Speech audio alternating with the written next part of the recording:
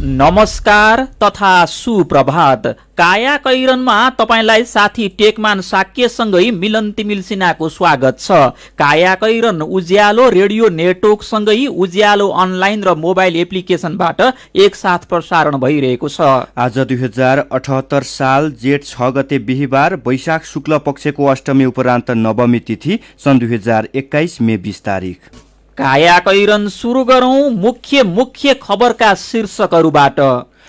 भेरोसेलको पहिलो खोप लगाएकाले दोस्रो डोज गाउँमै लगाउन मिल्ने, ज्येष्ठ नागरिकलाई दोस्रो डोजको लागि खोप आयात गर्ने बाँकी।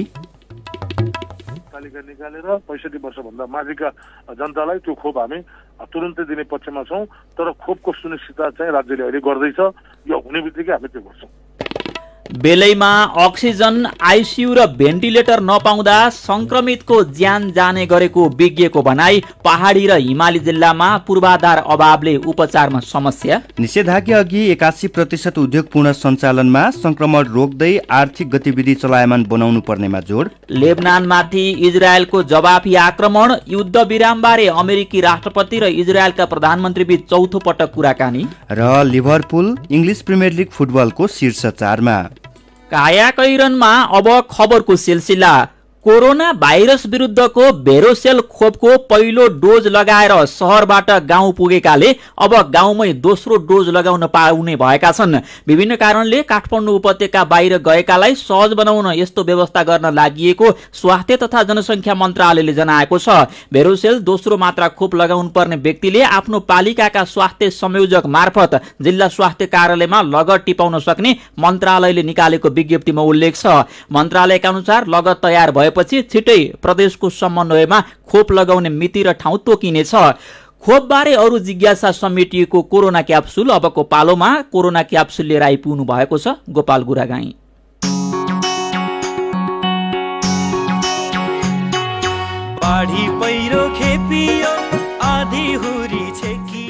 कोरोनाको यो 39औं क्याप्सुल हो।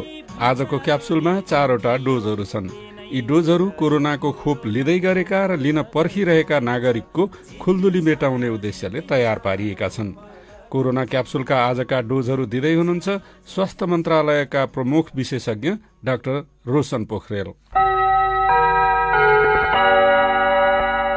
चैतमा पहिलो खोप लगाएका नागरिकलाई हिजो आज काठमाडौँ उपत्यकामा कोरोनाको दोस्रो खोप दिइँदैछ। चीन सरकारले दिएको भेरोसिल नामक खोपको पहिलो डोज लगाएका कतिपय मानिस अहिले उपत्यका बाहिर छन्। निषेधाज्ञा छ, काठमाडौँ आउन सकिँदैन। पहिलो खोप लगाए पनि दोस्रो खोप लगाउन नपाउने नागरिकले निषेधाज्ञापछि खोप लगाउन पाउलान् त? सुनौ कोरोना क्याप्सुलको पहिलो डोज। त्यसमा हामीले पनि अहिले विचार गरिरहेका छौँ। कतिपय खोप लागेका साथीहरू चाहिँ बाहिर जानु भएको छ, काठमाडौँ बाहिर हुनुहुन्छ, उहाँहरू आवत जावतमा नि समस्या छ। अब खोपैको लागि भनेर घरबाट काठमाडौँ आउने कुरा पनि भएन।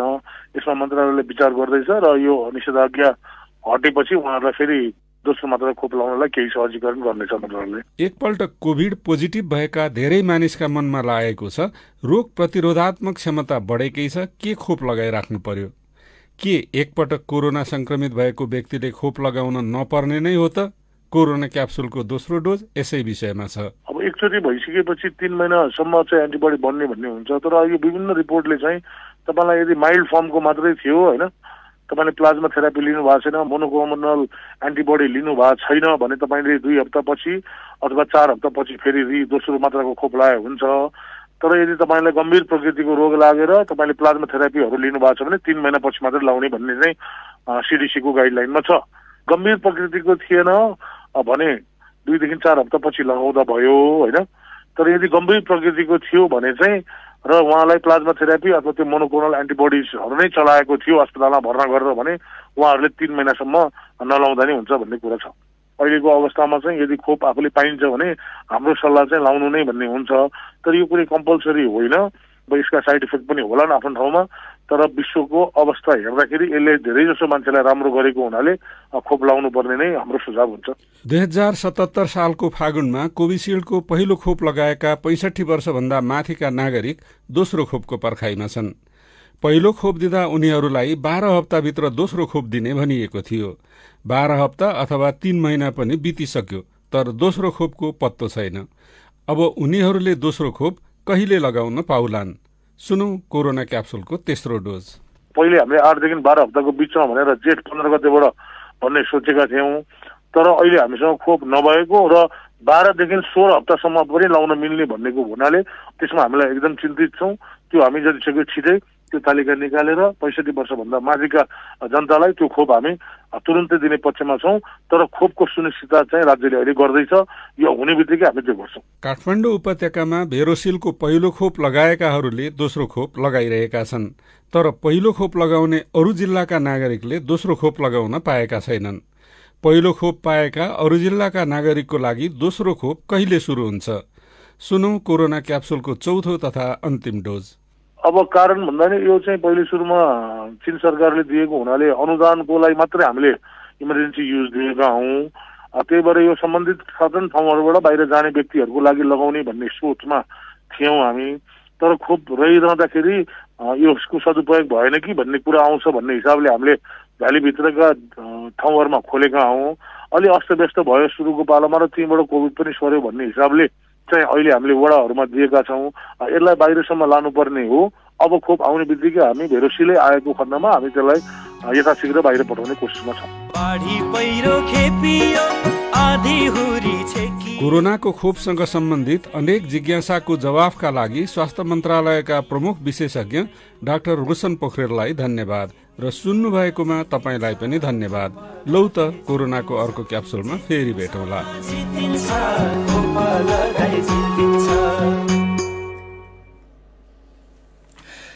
कायाकैरनमा अब फेरि खबरकै सिलसिला। कोभिड-19ले वैशाख लागे यता 36 दिनमा 2579 जनाको ज्यान गएको छ। स्वास्थ्य तथा जनसङ्ख्या मन्त्रालयले सार्वजनिक गरेको विवरण अनुसार पछिल्लो 24 घण्टामा अहिलेसम्मकै सबैभन्दा धेरै 246 जना संक्रमितले ज्यान गुमाएका छन्। समयमै अक्सिजन, आइसियु र भेन्टिलेटर नपाएकाले संक्रमणले बढी मृत्यु भएको विज्ञहरूले दावी गरेका छन्। आधा जसोको ज्यान जानुको उपयुक्त कारण उपयुक्त चिकित्सा सेवा सुविधा नपाएर भएको देखिन्छ। इपिडेमियोलोजी तथा रोग नियन्त्रण महाशाखा EDCD का पूर्व निर्देशक डाक्टर जीडी ठाकुरले भन्नुभयो, दोस्रो लहरमा कोभिडले मृत्यु हुनेको संख्या हरेक हप्ता अप्रत्याशित रूपमा भन्दा धेरै भएको छ। वरिष्ठ जनस्वास्थ्यविद डाक्टर राजेन्द्र विशीले भन्नुभयो, गएको वर्ष कोभिडको पहिलो लहरमा यस्तो अवस्था थिएन। डाक्टर ठाकुरले रोग पहिचान नभएर कतिपय संक्रमितको घरमै मृत्यु भएको हुन सक्ने पनि बताउनुभयो। देशभरका पालिकामा 1.5 महिना यता दर्ता भएको मृत्युको विश्लेषण आवश्यक छ। करिब 90% मृत्यु कोभिडसँग सम्बन्धित हुन सक्छ उहाँले भन्नुभयो। हिमाली तथा पहाडी जिल्लामा आइसियु र भेन्टिलेटर सुविधा नभएका कारण उपचारै नपाएर संक्रमितको ज्यान जाने अवस्था छ। स्थानीय अस्पतालमा उपचार सम्भव नहुँदा अवस्था भयावह बन्दै गएको डाक्टरहरू बताउँछन्। इलाम, सङ्खुवा सभा र ताप्लेजुङका ग्रामीण वस्तुहरूमा धेरैलाई एकै पटक रुगा, खोकी र ज्वरो लागेको छ। कर्णालीका हिमाली जिल्लामा र कोरोना संक्रमण बढ्दै गए पनि उपचार तथा प्रतिकारी योजना प्रभावकारी रूपमा अघि बढ्न सकेको छैन। PCR परीक्षण, अक्सिजन र स्वास्थ्य संस्थामा उपचारको भरपर्दो व्यवस्था नहुँदा संक्रमित भएका व्यक्ति समेत त्रसित छन्। कायाकैरनमा खबरको सिलसिला बाँकी नै छ, सुन्दै गर्नुहोला। उज्यालो रेडियो नेटवर्कसँगै उज्यालो अनलाइन र मोबाइल एप्लिकेसनमा प्रसारण भइरहेको कायाकैरनमा तपाईलाई फेरि स्वागत छ। कायाकैरनमा यतिन्जेल हामीले भेरोसेलको पहिलो खोप लगाएकाले दोस्रो डोज गाउँमै लगाउन मिल्ने, ज्येष्ठ नागरिकलाई दोस्रो डोजको लागि खोप आयात गर्नै बाँकी, बेलैमा अक्सिजन, आइसियु र भेन्टिलेटर नपाउँदा संक्रमितको ज्यान जाने गरेको विज्ञको भनाई लगायतका खबर प्रस्तुत गर्यौं। अब बाँकी खबर। प्रधानमन्त्री केपी शर्मा ओलीले निर्वाचन आचार संहिता विपरीत मौन अवधिमा राष्ट्रिय सभा उपचुनावका लागि उम्मेद्वारका लागि मत माग्नु भएको छ। प्रधानमन्त्रीबाटै निर्वाचन आचार संहिताको उल्लङ्घन हुँदा संवैधानिक निकाय निर्वाचन आयोगले भने स्पष्टीकरण समेत सोध्न चाहेको छैन। बागमती प्रदेशमा रिक्त रहेको एकजना राष्ट्रिय सभा सदस्यका लागि आज मतदान हुँदैछ। निर्वाचन आचार संहिताले मतदान हुनु पूर्वको 48 घण्टालाई मौन अवधि मानेको छ। त्यस अवधिमा सामाजिक सञ्जाल वा कुनै पनि विद्युतीय माध्यमबाट समेत मत माग्न आचार संहिताले रोकेको छ। तर प्रधानमन्त्री ओलीले एमाले पार्टी अध्यक्षको हैसियतमा सार्वजनिक अपिल मार्फत आफ्ना उम्मेद्वार रामबहादुर थापाको पक्षमा मत माग्नु भएको हो। आयोगले भने विज्ञप्ति मार्फत अप्रत्यक्ष रूपमा मत माग्ने कामको आलोचना गरे पनि त्यसमा प्रधानमन्त्रीको सन्दर्भ समेत उल्लेख गरेको छैन। बागमती प्रदेशको राष्ट्रिय सभा उपचुनावमा एमालेको 2 समूहबाट अलग अलग उम्मेद्वार छन्। पार्टीभित्रको विवाद समाधानका लागि प्रयास भइरहेका बेला उपचुनावमा भने दुवै समूहका उम्मेद्वार कायम रहेका छन्। पार्टीको आन्तरिक विवाद चरम उत्कर्षमा रहेका बेला झलनाथ खनाल, माधव कुमार नेपाल पक्षले कांग्रेस र माओवादी केन्द्रको साथ लिएर खिमलाल देवकोटालाई उम्मेद्वार बनाएको थियो। देवकोटा स्वतन्त्र उम्मेद्वार हुन्। अर्कोतर्फ एमाले आधिकारिक रूपमा रामबहादुर थापा बादललाई उम्मेद्वार बनाएको छ। माओवादी छाडेर सहयोग गरेकाले उहाँलाई जिताउनुपर्छ भन्दै प्रधानमन्त्री ओली पक्षले प्रतिष्ठाको विषय बनाइरहेको छ। उपचुनावमा एमालेबाट रामबहादुर थापा, नेपाल मजदुर किसान पार्टीबाट कृष्णबहादुर तामाङ र स्वतन्त्रबाट खिमलाल देवकोटा प्रतिस्पर्धामा हुनुहुन्छ। माओवादी केन्द्रले गृहमन्त्री समेत रहेका राष्ट्रिय सभा सदस्य थापालाई दल त्यागको अभियोगमा कारबाही गरेपछि पद रिक्त भएपछि उपचुनाव हुन लागेको हो।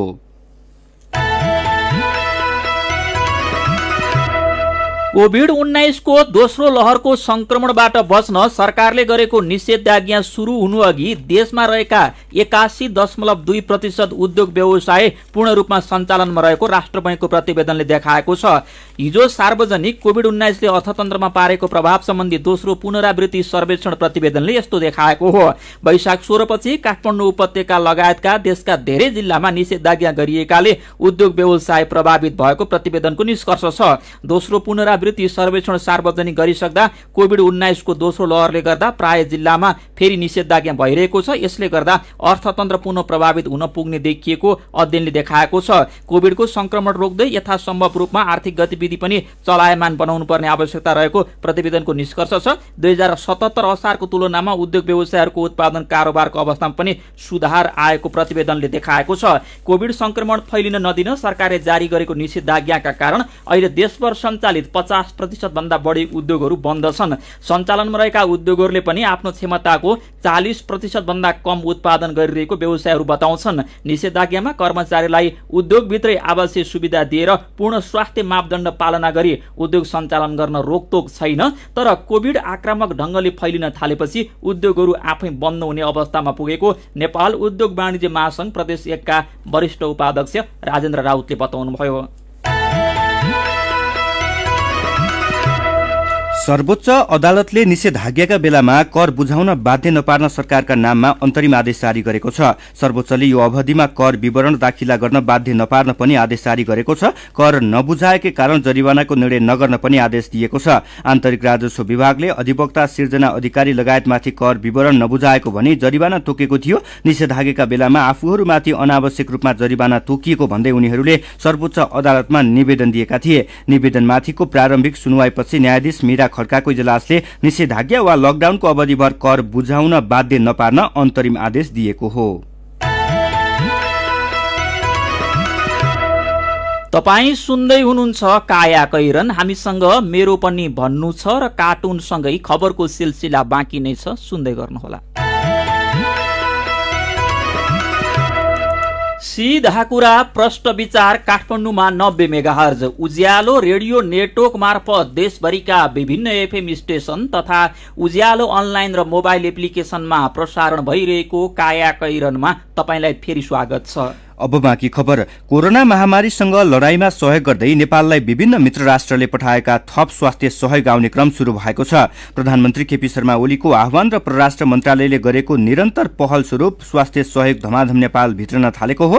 त्यसै पहल अनुसार केही दिन अघि मध्यपूर्वको ओमनबाट सहयोग सामग्री आइसकेको छ। जस अनुसार आज पहिलो खेपको सामग्री स्पेन सरकारले पठाउँदैछ। हिजो पनि युरोपियन युनियन र स्पेनले नेपाल सरकारलाई कोरोना महामारीसँग लड्नका लागि थप सहयोग गर्ने प्रतिबद्धता व्यक्त गरेको छ।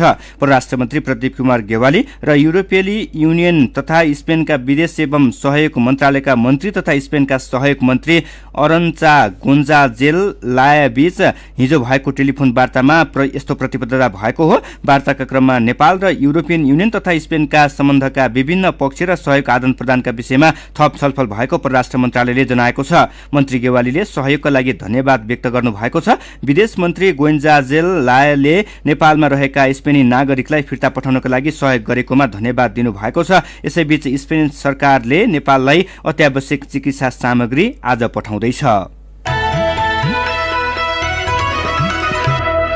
काठमाडौँ उपत्यका सहित देशका धेरै ठाउँमा रातिदेखि नै पानी परिरहेको छ। भारतमा आएको चक्रवातका कारण मौसम बदली भएर पानी परेको जल तथा मौसम पूर्वानुमान महाशाखाले जनाएको छ।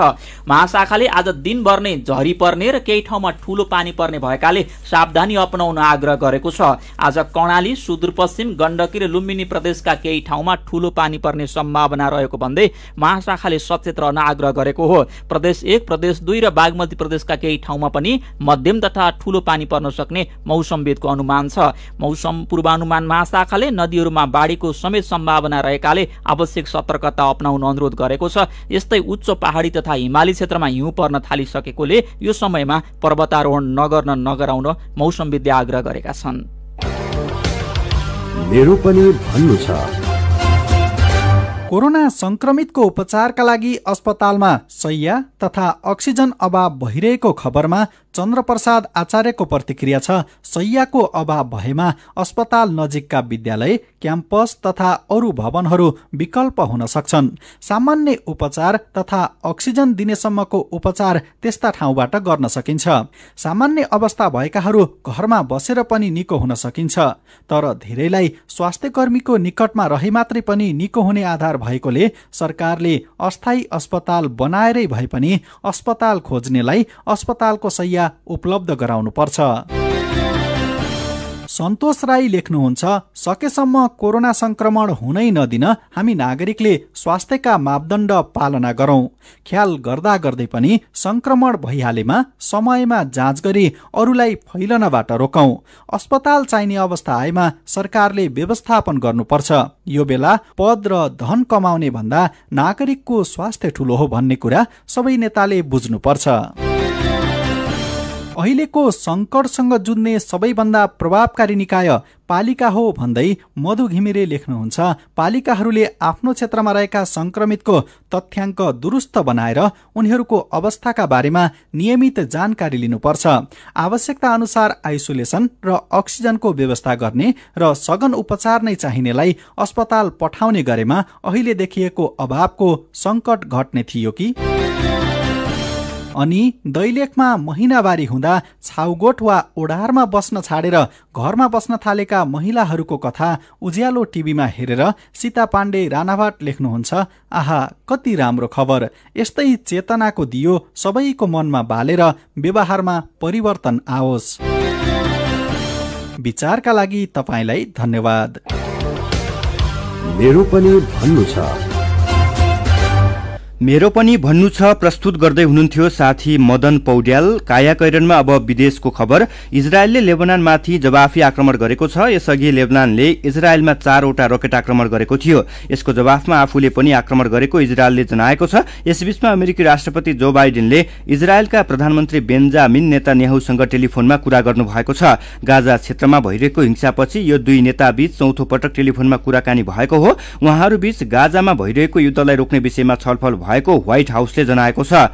बाइडेनले आजै आफूले युद्धविराम वा युद्ध कम भएको घोषणा चाहेको बताउनु भएको छ भने नेतान्याहुले इजरायलले लक्ष्य अनुसार काम गरिरहेको बताउनु भएको छ। गाजामा तत्काललाई युद्धविराम हुने अवस्था भने नदेखिएको बीबीसीले जनाएको छ। बाइडेन र नेतान्याहु बीचको सम्बन्धका कारण संयुक्त राष्ट्रसङ्घको सुरक्षा परिषदमा इजरायलमाथि संघर्षको संयुक्त प्रस्ताव लैजाने प्रस्तावको बाइडेनले विरोध गर्नुभएको थियो। अब खेल खबर। इंग्लिश प्रिमियर लिग फुटबलमा लिभरपुल शीर्ष 4मा प्रवेश गरेको छ। बर्नलीलाई 3-0 गोलले पराजित गर्दै लिभरपुलले अर्को च्याम्पियन्स लिग खेल्ने सम्भावनालाई बलियो बनाएको हो। लिभरपुलका लागि फिर्मिनो, फिलिप्स र अक्सलाई चेम्बरलिनले 1-1 गोल गरेका हुन्। जितसँगै लिभरपुल 66 अङ्कसहित चौथो स्थानमा रहेको छ। यस्तै एभर्टनले वुल्भर्सलाई 1-0 गोलले पराजित गरेको छ भने न्यूक्यासलले शेफिल्ड युनाइटेडलाई 1-0 गोलले हराएको छ। एस्टन विल्लाले टोटनह्यामलाई 2-1 गोलले पराजित गरेको छ। यस्तै क्रिस्टल प्यालेससँगको खेलमा आर्सेनल 3-1 गोलले विजय भएको छ। लिगमा छनौट हुने आशासहित मैदानमा उत्रिएको वेस्ट ह्याम युनाइटेडले वेस्ट ब्रुमलाई 3-1 गोलले पराजित गरेको छ। इंग्लिश प्रिमियर लिगको उपाधि भने म्यानचेस्टर सिटीले जितिसकेको छ।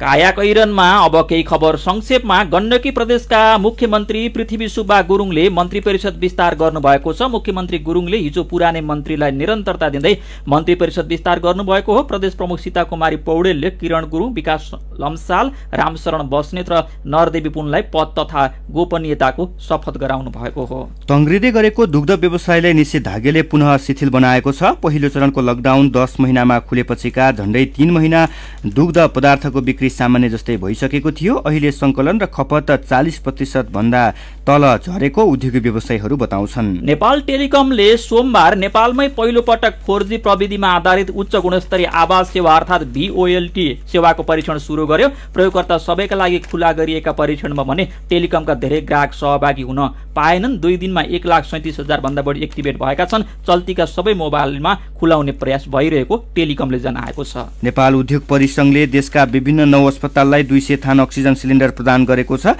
परिसंघले स्वास्थ्य तथा जनसंख्या मन्त्रालय मार्फत अस्पताललाई अक्सिजन सिलिन्डर हस्तान्तरण गरेको हो। 1.5 देखि बढीमा 5 महिनासम्म लाग्ने रातो मच्छिन्द्रनाथको रथयात्रा यसपटक 4 दिनमै सकिएको छ। कोरोना महामारीको कारण प्रतीकात्मक रूपमा रथयात्रा 4 दिनमै सकिएको हो। परीक्षणका क्रममा पेनिस्टक पाइपको म्यानहोल बिर्कोमा चुहावट देखिएपछि माथिल्लो तामाकोसीको पहिलो युनिटबाट विद्युत उत्पादन हुने मिति पछि धकेलिने भएको छ। आयोजना व्यवस्थापनले जेठ दोस्रो हप्तादेखि पहिलो युनिटबाट परीक्षण उत्पादन सुरु गर्ने योजना बनाएको थियो। काया कैरनमा अब पालो आयो उखानको। परिपरि आउँछ टरिटरी जान्छ। उज्यालो रेडियो नेटवर्कबाट प्रसारण भइरहेको काया कैरन सक्नु अघि मुख्य खबर फेरि एकपटक। भेरोसेलको पहिलो खोप लगाएकाले दोस्रो डोज गाउँमै लगाउन मिल्ने। ज्येष्ठ नागरिकलाई दोस्रो डोजको लागि खोप आयात गर्नै बाँकी। बेलैमा अक्सिजन आइसियु र भेन्टिलेटर नपाउँदा संक्रमितको ज्यान जाने गरेको विज्ञको भनाई। पहाडी र हिमाली जिल्लामा पूर्वाधार अभावले उपचारमा समस्या। निषेधाज्ञा अघि 81% उद्योग पूर्ण रूपमा सञ्चालनमा। संक्रमण रोक्दै आर्थिक गतिविधि चलायमान बनाउनु पर्नेमा जोड। लेबनानमाथि इजरायलको जवाफी आक्रमण। युद्ध विरामबारे अमेरिकी राष्ट्रपति र इजरायलका प्रधानमन्त्री बीच चौथो पटक कुराकानी। र लिभरपुल इङ्ग्लिस प्रिमियर लिग फुटबलको शीर्ष 4मा। अब कार्टुन। आज हामीले फेसबुकमा भेटिएको एउटा कार्टुन लिएका छौँ। अस्पतालमा अझै अक्सिजन अभाव रहेको र दलका नेताहरू कामभन्दा बढी कुरा मात्रै गर्छन् भन्ने प्रसङ्गसँग यो कार्टुन सम्बन्धित छ। यहाँ एकजना बिरामी अस्पतालको बेडमा इन्तुन चिन्तुसँग सुतिरहेका छन्। उनलाई अक्सिजन चाहिएको छ तर पाइँदैन। नजिकै रहेका एकजना डाक्टर गीत बजाउने भाँडो देखाएर भन्दैछन्, अक्सिजन त छैन, कुन पार्टीको गीत बजाइदिउँ त। आजको काया कैरन सकिएको छ। काया कैरनबाट प्राविधिक साथी दिनेश निरौला र सरोज थापासँगै टेकमान र मिलन बिदा माग्छौँ। काया कैरन सुन्नु भएकोमा तपाईँलाई धन्यवाद। उज्यालो मोबाइल र अनलाइनमा प्रसारण भइरहेका रेडियो र अनलाइनका सामग्री भाइबरमा पनि उपलब्ध छन्। कोरोनाको संक्रमणबाट बस्न घरभित्रै बसौँ। अत्यावश्यक कामले घर बाहिर निस्कनु परेमा मास्क लगाउन नबिर्सौँ। नमस्कार।